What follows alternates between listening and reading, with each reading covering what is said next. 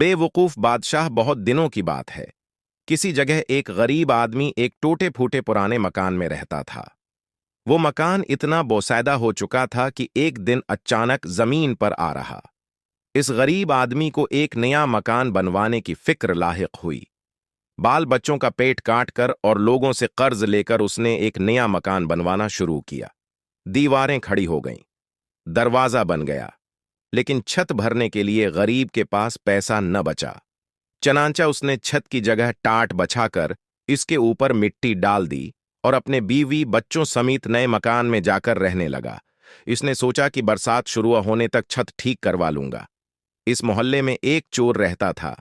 गरीब आदमी का नया मकान देखकर उसने सोचा कि ये शायद दौलतमंद हो गया है, इसके यहां से शायद अच्छा खासा माल हाथ लग जाए।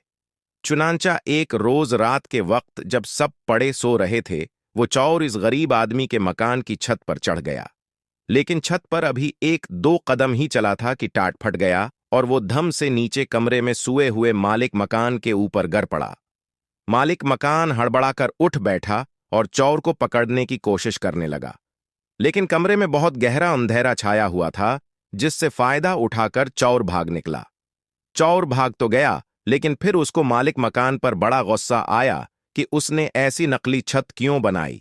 चनांचा अगले ही दिन वो फरियाद लेकर बादशाह के पास पहुंचा और इससे कहा, आए दानिशमंद बादशाह, मैंने एक घर में चोरी करना चाही और मकान की छत पर चढ़ गया, लेकिन छत की जगह टाट बिछा हुआ था। मैं नीचे गिर गया और मेरी टांगें टूटते टूटते रह गईं। इजराही कर्म, आप इस मालिक मकान को सजा दें। बादशाह ने मालिक मकान को पकड़ बलवाया और उससे पूछा, क्या यह सच है कि यह आदमी कल रात तुम्हारी छत टूट जाने से नीचे गिर पड़ा था? जी हां हुजूर, बिल्कुल सच है, मालिक मकान ने जवाब दिया।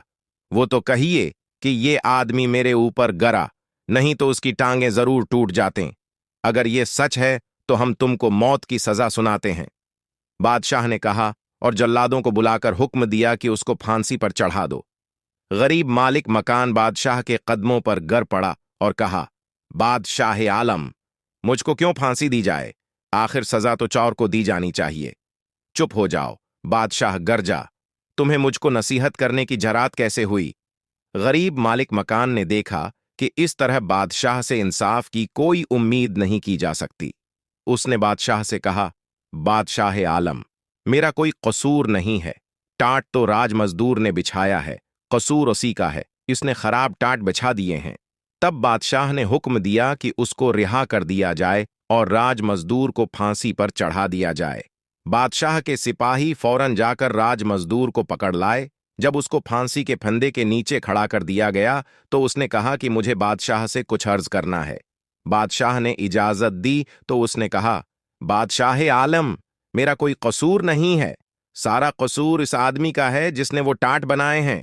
अगर उसने टाट पके और मजबूत बनाए होते तो उन पर कोई भी चलता वो न फटते। बादशाह के हुक्म पर राज मजदूर को भी छोड़ दिया गया और टाट बनाने वाले को पकड़कर लाया गया। उसे बादशाह के सामने पेश किया गया तो बादशाह ने उससे पूछा, क्या टाट तुमने बनाए थे? जी हां हुजूर, मैंने ही बनाए थे, इस आदमी ने जवाब दिया। तब तो सारा कसूर तुम्हारा है, बादशाह ने गरज कर कहा और उसने उसे फांसी पर चढ़ाने का हुक्म दे दिया। बादशाह सलामत, मैं आपसे कुछ जरूरी बात अर्ज करना चाहता हूं। टाट बनाने वाले ने कहा, बात यह है कि मेरे बनाए हुए टाट हमेशा बड़े पक्के होते थे, लेकिन जिस वक्त में ये टाट बना रहा था उसी वक्त मेरे एक पड़ोसी ने, जिसको कबूतर उड़ाने का शौक है, अपने कबूतर उड़ा दिए। वो आसमान में उड़ते फिर रहे थे, कलाबाजियां खा रहे थे। मैं उनका तमाशा देखने लगा। उसका असर मेरे काम पर पड़ा और मैंने टाट छिद्रे और कमजोर बना दिए। कसूर मेरा नहीं बल्कि इसी कबूतरबाज का है। अब बादशाह के हुक्म पर टाट बनाने वाले को छोड़कर कबूतरबाज को पकड़कर लाया गया। फांसी की सजा सुनकर कबूतरबाज ने बादशाह से कहा, जहां पनाह, ये ठीक है कि मुझे कबूतर उड़ाकर उनका तमाशा देखने का शौक है, लेकिन इसमें क्या बुराई है? अगर आप मुझे फांसी पर चढ़वा देंगे तो उससे किसी का भला नहीं होगा। किसी बेगुनाह की जान लेने से ये कहीं बेहतर है कि आप चौर ही को कत्ल करा दें। तब लोग चैन और आराम से जिंदगी बसर करने लगेंगे। हाँ ठीक है, बादशाह ने कहा, सारा कसूर चोर ही का है। और उसने हुक्म दिया, चूर को पकड़कर लाया जाए और उसको फांसी पर चढ़ाया जाए। जल्लाद फौरा अन चूर को पकड़कर लाए और उसको फांसी के फिंदे के नीचे खड़ा कर दिया, लेकिन मालूम हुआ कि उसका कद जरूरत से ज्यादा ऊंचा है। इसके पांव किसी तरह जमीन से ऊपर नहीं उठ रहे हैं। बादशाह को उसकी इत्तिला दी गई तो उसने झंझला कर कहा, अहमक कहीं के, ये छोटी सी बात भी मुझसे पूछते हो। चूर का कद जरा सा लंबा है तो तुम किसी ऐसे आदमी को क्यों नहीं पकड़ लाते जिसका कद जरा सा नीचे हो? इतनी मोटी सी बात भी तुम्हारी समझ में नहीं आती? जल्लाद दौड़ते हुए नजदीक के चौराहे पर गए।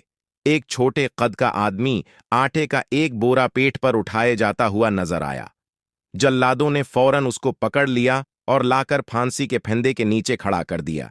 वो छोटे कद का आदमी चीख चिल्ला रहा था और जल्लादों से पूछ रहा था कि मेरा कसूर क्या है, मुझे क्यों फांसी पर चढ़ाते हो? इतने में खुद बादशाह भी तमाशा देखने उधर आ गया। वो आदमी बादशाह से गड़गड़ा कर कहने लगा, मेरे मालिक, मैं एक गरीब आदमी हूं, पहाड़ से लकड़ियां लाकर बीचता हूं और लोगों का सामान ढोता हूं। इस तरह अपने बाल बच्चों का पैंट पालता हूं। आखिर मैंने कौन सा गुनाह किया है? किस बात के लिए आप मुझको फांसी देना चाहते हैं? अरे अहमक, मुझे उसका क्या पता कि तुम्हारा कोई कसूर है या नहीं। बस किसी आदमी को फांसी पर चढ़ाना है। मैं एक चोर को फांसी पर चढ़वाना चाहता था, लेकिन मालूम हुआ कि उसका कद जरा ऊंचा है और उसके पांव जमीन से ऊपर नहीं उठ पाते, लेकिन तुम्हारा कद बिल्कुल मुनासिब है। छोटे कद वाले आदमी ने गड़गड़ा कर कहा, बादशाह आलिम, कसूर किया है लंबे कद के चोर ने और आप फांसी पर चढ़ाते हैं छोटे कद के एक बेगुनाह बेकसूर गरीब आदमी को? यह भी कोई इंसाफ है? चोर जरूरत से ज्यादा लंबा है तो उसके पांव के नीचे एक गड्ढा खदवा दीजिए, फिर सब ठीक हो जाएगा। उसकी बात बादशाह को पसंद आई। उसने ऐसा ही करने का हुक्म दिया।